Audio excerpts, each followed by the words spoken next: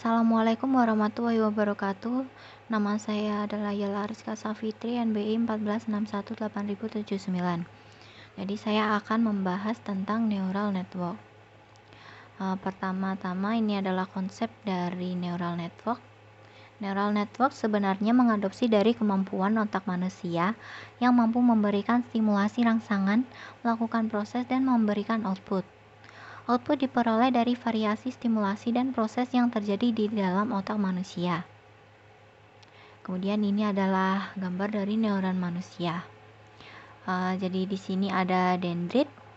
Dia berfungsi untuk mengirim impuls yang diterima ke badan sel syaraf. Dan kemudian di sini ada akson.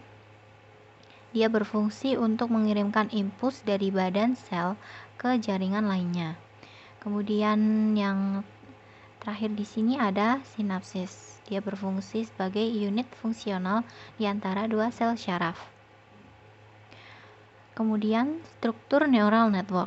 Dia memiliki input yang berfungsi seperti dendrit dan output yang berfungsi seperti akson, dan kemudian fungsi aktivasi yang berfungsi sebagai sinapsis. Kemudian ini adalah proses dalam neural network. Jadi yang pertama, input yang diterima oleh neuron beserta dengan nilai bobot dari tiap-tiap input yang ada. Nilai input yang akan dijumlahkan oleh suatu fungsi perambatan. Hasil penjumlahan akan diproses oleh fungsi aktivasi setiap neuron. Di sini akan dibandingkan hasil penjumlahan dengan threshold atau nilai ambang tertentu. Jika nilai melebihi threshold, maka aktivasi neuron akan dibatalkan. Sebaliknya, jika masih di bawah nilai threshold, neuron akan diaktifkan. Kemudian yang terakhir, setelah aktif, neuron akan mengirimkan nilai output melalui bobot-bobot outputnya ke semua neuron yang berhubungan dengannya.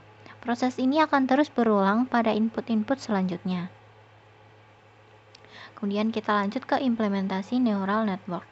Di sini saya menggunakan Python dan ini adalah data yang saya gunakan. Di sini kolom ini adalah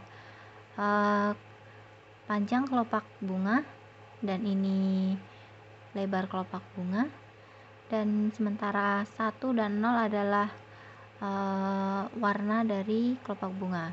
1 itu untuk warna merah dan 0 untuk warna biru. Jadi di sini apa yang kita cari? Yang kita cari di sini adalah mystery flower yang memiliki panjang kelopak bunga 4,5 dan lebarnya adalah 1. Jadi ini adalah gambaran kasarnya. Ini tipe bunganya, ini adalah yang kita cari. Jadi dia warna apa? Dan di sini ada weight 1, weight 2 dan juga biasnya. Kemudian ini ada panjang kelopak bunga dan lebar kelopak bunga.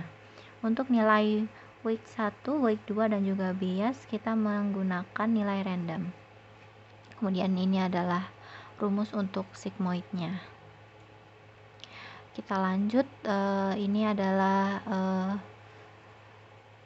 data yang sudah ditampilkan dalam bentuk koordinat. Di sini bisa kita lihat bunga yang ini berwarna biru dan bunga yang di sini itu berwarna merah. Dan sementara untuk mystery flower kita ada di 4,51. Dia panjangnya di sini 4,5 dan lebarnya 1 di sini. Jadi ini dia warna apa? Ini yang akan kita cari. Kemudian ini adalah training yang yang akan dilakukan oleh komputer sehingga dapat menghasilkan nilai yang kita cari. Jadi ini bentuk grafiknya, hasil trainingnya.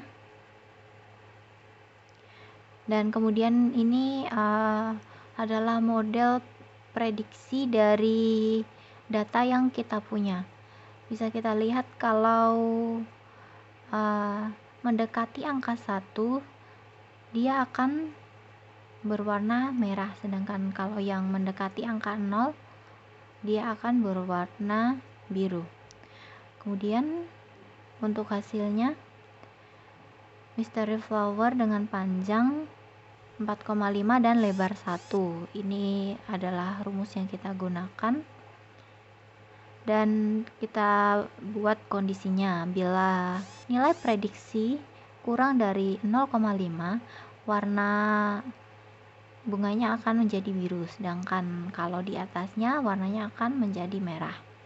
Setelah kita print hasilnya, nilai prediksi dari bunga mystery flower adalah 0,99 dan seterusnya. Jadi nilai kelopak bunganya akan jadi merah. Jadi sekian pembahasan dari saya. Wassalamualaikum warahmatullahi wabarakatuh.